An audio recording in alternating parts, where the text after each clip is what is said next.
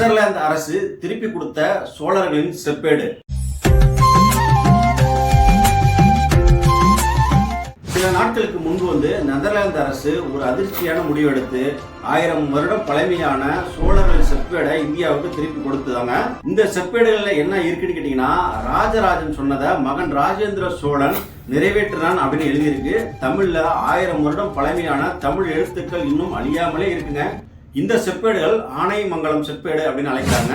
மொத்தம் 24 செப்பேடுங்க. அதுல 21 பெரிய செப்பேடும் 3 செப்பேடு சிறிய செப்பேடும் இருக்கு. இதுல சிறப்பு அம்சம் என்னன்னா, கங்கை கொண்ட சோழபுரத்துடைய கோயிலுடைய வரலாற்று தொடர்பும் இந்த செப்பேடுல இருக்கு.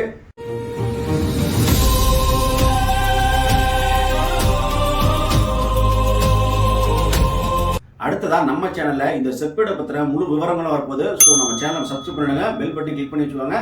அடுத்த வீடியோல சந்திப்போம்.